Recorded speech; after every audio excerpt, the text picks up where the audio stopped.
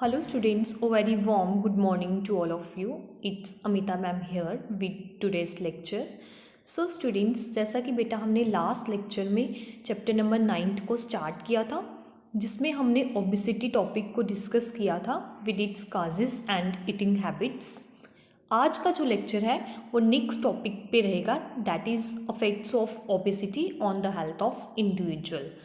अगर हम ओबेसिटी के अफेक्ट देखें इंडिविजुअल पर्सन की हेल्थ पे, तो हमें पता है कि एक इंडिविजुअल पर्सन के हेल्थ दो फैक्टर्स पे डिपेंड करती है। First one is your psychological factor and second one is your physiological factor. क्योंकि जो साइकोलॉजिकल फैक्टर होता है वो किससे रिलेट करता है, ब्रेन से, एंड फिजियोलॉजिकल जो फैक्टर होता है that is related to your body parts. तो जब भी कोई अफेक्ट पड़ता है हमारी बॉडी पे, या तो वो साइकोलॉजिकल फैक्टर पे पड़ेगा, ब्रेन पे पड़ेगा, या फिर हमारी बॉडी पार्ट्स पे पड़ेगा, दैट इज़ फिजियोलॉजिकल फैक्टर पे। अगर हम फिजियोलॉजिकल फैक्टर की बात करें तो हमें पता है जब एक इंडिविजुअल पर्सन में एक्सेस में या अबनॉर्मल फैटनेस क्रिएट होती है, जिसको हम ओबेसिटी बोलते हैं, तो वो किसकी वजह से होती है, या तो मैनिफेस्टेशन की वजह से, या फिर जो हम डाइट इनटेक कर रहे हैं उसमें माल न्यूट्रिशन हो। तो जब हम माल न्यूट्रिशन वाली डाइट इनटेक करते हैं या फिर ओवर ईटिंग करते हैं, जिससे हमारी एडिपोज टिश्यूज़ के अराउंड में क्या होती है, फैट स्टोर होना स्टार्ट हो जाती है, उससे क्या अफेक्ट सीन होता है, अबनॉर्मल फैटनेस। तो हम ये बोल सकते हैं जो ओबेसिटी है वो खुद में ही क्या है, एक डिजीज़ है। क्योंकि ये क्या करता है, डिटर्मिनेंट करता है, डिक्रीज़ करता है या डिग्रेड करता है इंडिविजुअल पर्सन की हेल्थ को, और जिससे इंडिविजुअल पर्सन की जो हेल्थ होती है वो डिक्रीज़ में जाती है, और इससे एक इंडिविजुअल पर्सन कहाँ तक जा सकता है, maybe up to death तक। इसलिए जो मेडिकल डाटा या मेडिकल रिसर्चर्स ने प्रूव किया है कि ओबेसिटी का जो मेन रिस्क है वो कौन कौन से फैक्टर्स पे होता है, जब वो अफेक्ट कहाँ पर करेगी, फिजियोलॉजिकल पार्ट में। दैट इज़ फर्स्ट वन, जब एक इंडिविजुअल पर्सन में ओबेसिटी क्रिएट होती है तो उससे इंडिविजुअल पर्सन की बॉडी में किस तरह की डिजीज़ अकर होती है, दैट इज़ डायबिटीज़, जिसको हम क्या बोलते हैं, sugar. Second one, gall bladder disease. जैसे समटाइम हम देखते हैं गाल ब्लैडर में क्या हो जाती है, स्टोन हो जाती है। तो ये किससे होती है, समटाइम ये कहीं ना कहीं किससे रिलेट करती है, हमारे ओबेसिटी फैक्टर्स से। Next one is work on wings में हमारी कोई अफेक्ट पड़ता है। फिर अब्डोमिनल हैरिना, अगर इस तरह की कोई बीमारी होती है जिसको हम हर्नी बोलते हैं, तो ये भी किससे होती है, due to obesity. Next, osteoarthritis of the knee, hips and lumbar spine. तो जब हमारे हिप्स में या नीज़ में या लंबर स्पाइंस में क्या होती है, किसी तरह की प्रॉब्लम क्रिएट होना स्टार्ट हो जाती है, तो ये किसका रिस्क होता है, ओबेसिटी की वजह से। Next, lower fertility among women's. जैसे वुमेंस में जो फर्टिलिटी फैक्टर होता है वो कम होना स्टार्ट हो जाता है जब एक इंडिविजुअल वुमेन क्या होती है, अबनॉर्मल फैट से ज़्यादा फैट इंक्रीज होती है उसकी बॉडी में। Next one is hypertension. तो हम सबको पता है जब ओबेसिटी होती है तो उससे क्या होता है, हमारा ब्लड प्रेशर इंक्रीज़ या डिक्रीज़ रहता है, या फिर समटाइम एक पर्सन का ब्लड प्रेशर अबव रहता है जितना नॉर्मल होना चाहिए, तो उससे क्या क्रिएट होती है, hypertension. Next one is cardiac element. हमारे जो कार्डिक एलिमेंट्स होते हैं उसमें डिसऑर्डर होना स्टार्ट हो जाए। नेक्स्ट, किडनी में डिसऑर्डर होना स्टार्ट हो जाए, या फिर जो रेस्पायरेटरी सिस्टम्स होता है, ब्रीथिंग होती है हमारी, उसमें डिसऑर्डर होना स्टार्ट हो जाए। तो ये सब प्रॉब्लम्स जब अराइजेज होती हैं, ये किसकी वजह से होती हैं, हमारी ओबेसिटी की वजह से। और ये किस पार्ट पे अफेक्ट करती हैं, हमारे फिजियोलॉजिकल पार्ट पे। Now second one is your psychological affect. अगर हम साइकोलॉजिकल अफेक्ट को देखें तो हमें पता है कि साइकोलॉजिकल जो ओबेसिटी है वो एक सीरियस अफेक्ट क्रिएट करती है on the health of individual, या फिर एक इंडिविजुअल पर्सन की पर्सनल लाइफ में। क्योंकि ओबेसिटी से सिर्फ एक इंडिविजुअल पर्सन मोटा ही नहीं होता, उसकी जो एडजस्टमेंट होती है, उसका बिहेवियर होता है, या फिर हम ये बोल सकते हैं जो उसकी पर्सनैलिटी होती है वो भी अफेक्ट करती है। और इसी की वजह से जो ओबेस पर्सन होता है वो ईज़िली एडजस्ट नहीं हो पाता इन्वायरमेंट के साथ, सराउंडिंग के साथ और पर्सनस के साथ।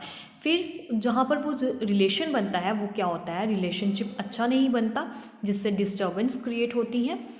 इसलिए हमें क्या करना चाहिए, ओबेसिटी फैक्टर को रिड्यूस करना चाहिए। अगर हम ओबेसिटी फैक्टर को रिड्यूस नहीं करेंगे तो एक ओबीस पर्सन में क्या डेवलप होगी। First one is your the habit of remaining aloof, एक पर्सन अकेला रहना स्टार्ट कर देगा।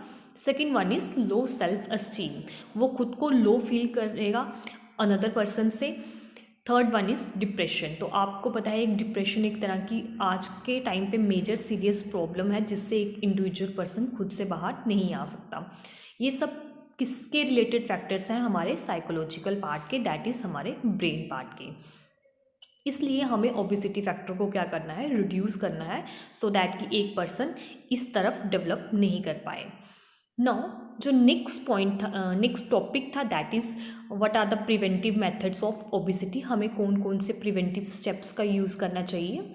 नाउ अगर हम प्रिवेंटिव मेथड्स ऑफ ओबेसिटी देखें तो सबसे फर्स्ट हमें पता है कि अगर हम माल न्यूट्रिशन इनटेक करेंगे तो उससे एक इंडिविजुअल पर्सन में क्या होगी, ओबेसिटी क्रिएट होगी।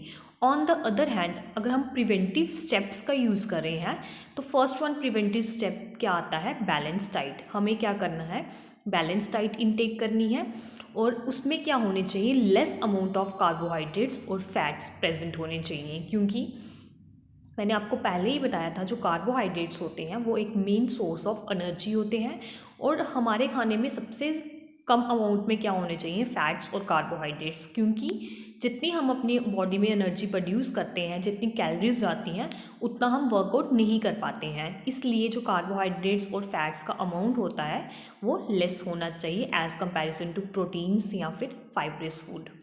Second one is eating lot of fibrous foods, हमें क्या करना चाहिए, अपनी डाइट के अंदर ज़्यादा से ज़्यादा फाइब्रस फूड्स का टेक करना चाहिए, लाइक फ्रूट्स हो गया, सैलड्स हो गया, वेजिटेबल्स हो गया, जिनमें सबसे ज़्यादा अमाउंट में क्या हो, फाइबर हो। इसी के साथ हमें क्या करना चाहिए, विटामिन्स मिनरल्स भी अपनी बॉडी को देने चाहिए डाइट के थ्रू। इससे क्या होगा, जो हमारी लो एनर्जी होगी और लो एनर्जी से हमारी ओबेसिटी क्या हो जाएगी, प्रिवेंट हो जाएगी। Now next point is avoid fats, हमें क्या करना चाहिए, फैट्स को अवॉइड करना चाहिए ड्यूरिंग द डाइट। हमें फ्राइड चीज़ें नहीं टेक करनी चाहिए, बटर, चीज़, घी या फिर हम नॉन वेज ऐसी चीज़ें ज़्यादा टेक नहीं करनी चाहिए, क्योंकि उसमें क्या होता है, ज़्यादा कैलोरीज होती हैं और ज़्यादा फैट्स होती है, जिससे एक इंडिविजुअल पर्सन क्या हो सकता है, ज़्यादा ओबेस हो सकता है। इसी के साथ हमें क्या करना चाहिए, टेस्ट के लिए रिफाइंड ऑयल का यूज़ करना चाहिए या फिर मस्टर्ड ऑयल का यूज़ करना चाहिए जब हम क्या करते हैं, कुकिंग करते हैं। Next one point is physical activity, हमें पता है कि अगर एक पर्सन ओबेस है, ज़्यादा मोटा पर्सन है, वो अगर फिजिकल एक्टिविटीज़ परफॉर्म करेगा तो उसकी जो ओबेसिटी फैक्टर है वो रिड्यूस होगा। इसलिए एक ओबेस पर्सन को क्या करना चाहिए, रेगुलर फिजिकल एक्टिविटीज़ को परफॉर्म करना चाहिए, क्योंकि उससे क्या होगा, उसकी जो लाइफस्टाइल है वो चेंज हो जाएगी। Next point is avoid junk food, हमें क्या करना चाहिए, ज़्यादा जंक फूड को टेक नहीं करना चाहिए, क्योंकि उसमें क्या होती हैं, हाई कैलोरीज होती हैं। मोर एवर वो क्या करता है, हमारे बॉडी में हेल्थ प्रॉब्लम्स को भी अराइज करता है। इसलिए हमें burgers, pastries, chocolates, cold drink, इन सब चीज़ों को क्या करना चाहिए, अवॉइड करना चाहिए जब हम क्या करते हैं, अपनी डाइट इनटेक करते हैं। Next point is drink water, जैसे हमें पता है कि जो हमारी डाइट होती है उसमें 63% से 65% तक हमें क्या करना चाहिए, वाटर को इनटेक करना चाहिए। इसलिए जो पानी होता है उसको हमें सबसे ज़्यादा अमाउंट में टेक करना चाहिए ड्यूरिंग द डे, और आफ्टर स्मॉल इंटरवल्स हमें पानी को टेक करना चाहिए, क्योंकि ये क्या करता है, सबसे फर्स्ट मेजर फैक्टर ये हमारी बॉडी से एसिडिटी से हमें प्रिवेंट करवाता है, हमारे स्ट्रेस को कम करता है, हमारी किडनी, स्टोमक, मोर एवर हमारा जो बॉडी का वेस्ट होता है, इन सबको प्रॉपर मेंटेन करता है। इसलिए हमें सबसे ज़्यादा क्या करना चाहिए, पानी को इनटेक करना चाहिए। ये एक प्रिवेंटिव मेथड है ओबेसिटी का। Next one point is avoid spicy food, हमें स्पाइसी फूड को इनटेक नहीं करना चाहिए, क्योंकि जो जिसमें ज़्यादा स्पाइसी चीज़ें होती हैं वो क्या करती हैं, हेल्थ प्रॉब्लम अराइजेस करती हैं, या फिर हमारी बॉडी में डिसऑर्डर्स क्रिएट करती हैं, या फिर इलनेस होती है। इसलिए स्पाइसी थिंग्स का हमें क्या करना चाहिए, टोटली अवॉइड करना चाहिए। Next one point is regular medical checkup. हमें अपनी बॉडी का रेगुलर मेडिकल चेकअप करवाना चाहिए आफ्टर 6 मंथ्स, क्योंकि इंटरनली तो हमें पता है नहीं है कि हमें किस तरह की प्रॉब्लम हो रही है। एक्सटर्नली अगर हमें सिम्टम्स शो होते हैं तो हमें पता चलता है कि हमारी बॉडी में मे भी किसी तरह की प्रॉब्लम है, बट इंटरनली हमारी बॉडी कहाँ लैग कर रही है ये हमें नहीं पता चलता, इसलिए हमें आफ्टर 6 मंथ रेगुलर चेकअप करवाना चाहिए। Next one is medicines only by doctor advice. Sometime हम क्या करते हैं कि हमें बुखार होता है तो हम खुद से मेडिसिन्स का टेक करते हैं, बट ये टोटली अवॉइड होना चाहिए। डॉक्टर की रिकमेंड के बिना हमें मेडिसिन्स का टेक नहीं करना चाहिए, चाहे हम कमज़ोर हैं, चाहे हम बीमार हैं, या हमें किसी तरह की भी कोई हेल्थ इशू है। Next one point is avoid drinking. हमें अल्कोहल का यूज़ नहीं करना चाहिए, क्योंकि जो एक ओबेस पर्सन होता है उसको स्ट्रिक्टली ड्रिंकिंग को अवॉइड करना है, स्मोकिंग, च्युइंग ऑफ तंबाकू को अवॉइड करना है, क्योंकि इसमें जो सब्सटेंस प्रेजेंट होते हैं, जो एविल सब्सटेंस प्रेजेंट होते हैं, वो बॉडी को क्या करते हैं, ओबेस बनाते हैं। इसलिए ये टोटली क्या होनी चाहिए, अवॉइड होनी चाहिए। Next one point is meal in small shifts. जो हम खाना टेक करते हैं वो हमें स्मॉल शिफ्ट्स में इनटेक करना चाहिए। क्यों स्मॉल शिफ्ट्स में टेक करना चाहिए, क्योंकि जो डाइट हम स्मॉल शिफ्ट्स में लेंगे आफ्टर सम इंटरवल, वो क्या करेगी, ईजिली डाइजेस्ट हो जाएगी, रैदर देन जो हम क्या करेंगे, एक हैवी डाइट लेंगे। इसलिए स्मॉल शिफ्ट्स में डाइट लेनी चाहिए और आफ्टर सम इंटरवल हमें डाइट को इनटेक करना चाहिए। Next one point is follow hygiene habits. हमें हाइजीन हैबिट्स को फॉलो करना चाहिए, दैट इज़ साफ़ सुथरी हैबिट्स फॉलो करनी चाहिए। जैसे हम खाना खाते हैं तो हमें हाथ को धोना है, खाना खाने से पहले। अगर हम बाहर से आ रहे हैं फिर भी हैंड वॉश करने हैं। अगर हम फ्रूट्स वेजिटेबल्स ले रहे हैं तो उसको पहले वॉश करो। अपने आसपास के सराउंडिंग एरियाज़ को नीट एंड क्लीन रखो, सो दैट कि ये सब क्या होती हैं, हमारी हाइजीन हैबिट्स होती हैं और हमें इनको टोटली फॉलो करना चाहिए। Next one point is do not fast. हमें ज़्यादा व्रत नहीं रखने चाहिए, क्योंकि समटाइम पीपल्स क्या करते हैं, जो ओबेस पर्सनस होते हैं वो अपने वेट को रिड्यूस करने के लिए फास्ट रखते हैं, but on the other hand वो क्या होते हैं, फेंट हो जाते हैं, या फिर उनको पेन होती है, या हेडेक, वॉमिटिंग वगैरह होती है, जिससे वो इंटरनली क्या होते हैं, वीक होते हैं। इसलिए हमें क्या करना चाहिए, ज़्यादा फास्ट नहीं रखने चाहिए। And last one point is never try slimming pills. हमें कभी भी पतले होने वाली मेडिसिन को टेक नहीं करना चाहिए, क्योंकि वो लो ग्रेडेड मेडिसिन होती हैं और वो एक बॉडी में पॉइजन की तरह काम करती हैं। इससे क्या होती है, हमारी बॉडी एक हार्मफुल डिजीज़ की तरफ चले जाएगी, या हमारी बॉडी पे एक हैवी डिग्रेड होगा, जिससे मैक्सिमम प्रॉब्लम्स अराइजेस होंगी। इसलिए हमें कभी भी स्लिमिंग पिल्स, मेडिसिन्स, ड्रग्स या फिर वेट रिड्यूसिंग पिल्स का यूज़ नहीं करना चाहिए। तो बेटा ये थे हमारे ओबेसिटी के preventive methods as well as affects of obesity on the health of individual. अब आपका एक लास्ट टॉपिक रह गया है, that is your balance diet. वो हम नेक्स्ट लेक्चर में डिस्कस करेंगे। Thank you, have a nice day.